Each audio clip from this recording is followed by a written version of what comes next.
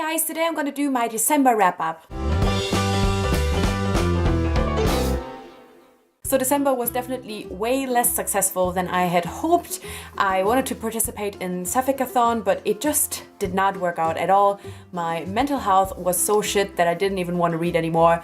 So yeah, I wasn't having the greatest month. I still read a couple of books, so I want to talk about them today. Let's just get it over with this stupid month. Also, if you have not seen my last video, this is not my new filming background. I'm just currently with my parents, so that's what we got to deal with. So first this month, I listened to the first two books in the Themis Files series, that is Sleeping Giants and Waking Gods by Sylvain Nouvel. I was really disappointed with these. If you have seen my most disappointing reads of 2017, you will have already heard me talk about them. I just really wasn't a fan. I think that the audiobook definitely added to my enjoyment because it's like a full cast and every character has their own voice and everything. I really enjoy that. For me, it really felt like this story didn't really know what it wanted to do and wanted to be. It's this science fiction story where a girl finds this like huge hand like in a kind of hole in the woods or something, and throughout the novel we kind of find out, you know, what is up with this big ass hand, where it's coming from and everything like that. And I mean, it's not really a spoiler to say that it's like a big ass alien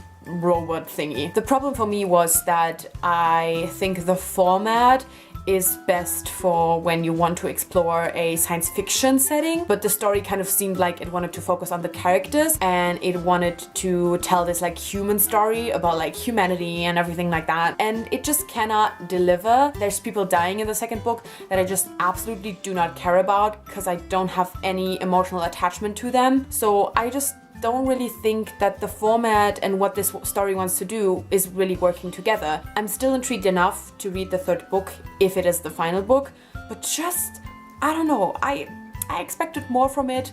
I just don't think that whatever the story wants to do is working with the format and the storytelling. I don't know, I'm still confused by it. I ended up giving Sleeping Giants a 3 out of 5 stars and then Waking Gods 2 out of 5 stars because I just felt like the second book was trying to add more character depth, but then it still had the format, which like led to me not having any attachment. So yeah, not a great experience for me. Then I read Little and Lion by Brandy Corbett. This is a YA contemporary. This is one of my most anticipated releases. I was really looking forward to it because it has a bisexual main character. Just everything about this sounded really interesting and something that I would really enjoy. I ended up feeling super conflicted about this book. I definitely enjoyed it overall. I thought it was a quick read. It had some really interesting, likable characters and great family dynamics, but I think that this whole book just had a huge problem with the representation of queer characters. First of all, the synopsis really makes it sound like the main romance in this one is a female-female romance, which is not at all the case. The main romance is between her and an old male friend. In general, this whole plot point about this new love interest was really ridiculous. I think this could have been a really interesting kind of coming-of-age story about a girl trying to figure out her sexuality, and we didn't have to have this new added female character, which just added a whole lot of problematic things. When the main character Suzette is coming back from boarding school,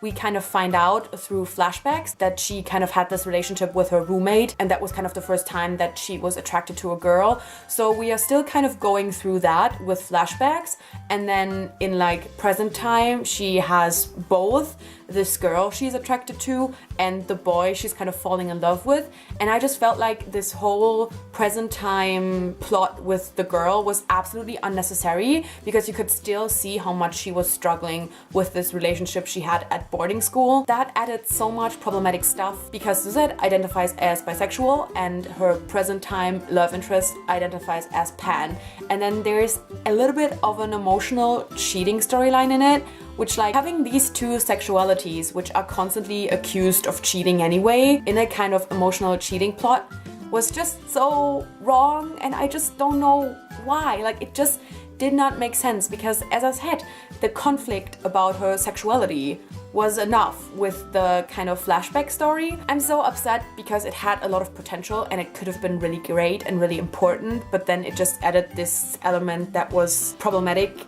and also unnecessary. That's just so annoying and made me so sad, and I don't know, this could have been a 5-star book for me, I feel like, if this storyline wasn't in there. This girl that she's kind of attracted to ends up dating her brother as well, so like, oh my god, just no.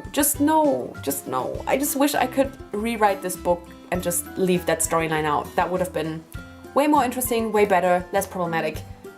Just wasted potential. And finally, this month I listened to the audiobook of Girls Made of Snow and Glass by Melissa Bashadouz. This is a Snow White retelling, and I have to say I gave it 3 stars, so I didn't hate it, but there was like a promised female romance in it that was not in it. I mean, there was a little bit of it at the end, but it was like such a small part, and I was expecting this to be a big part in the story, and it just wasn't. So really there was no way for me to read this and not be disappointed, to be quite honest.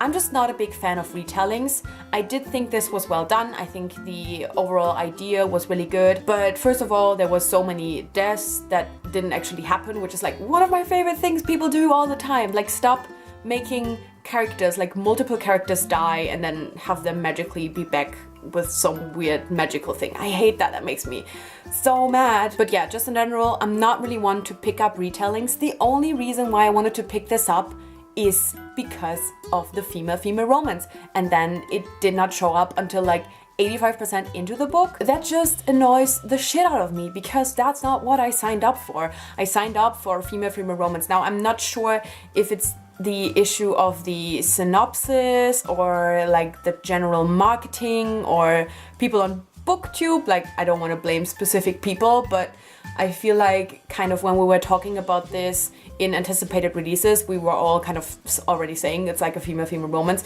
It's not. The romance is a really short part, and I almost feel like, because this is from 2 points of views, basically like Snow White's point of view and then the evil stepmother, it's really the romance or the relationship between the evil stepmother and the king is bigger than the female romance that Snow White is in. So I was just disappointed because of that. I mean, 3 stars is still a good rating, but I just expected a lot more. And like, to be honest, I just would not have picked it up if I had known that the female romance was such a small part of it. Because as I said, I'm just not into retellings, and I only basically want to pick them up if they're a Peter Pan or if, you know, it has a female romance. So I just had to be disappointed by it because it did not deliver what I expected from it. I think if you are in general into retellings, you will probably enjoy this. Now, obviously I haven't read as many, so I can't really compare it to anything else, but I thought that the concept overall was definitely interesting. Just stop making people die and then bring them back to life. Multiple people. Stop. Why is this a thing? I hate it. So anyway, this is everything that I read in December. Definitely not a great month for me overall. I wish I could have ended my year a little bit stronger. It's just the way life goes, you know.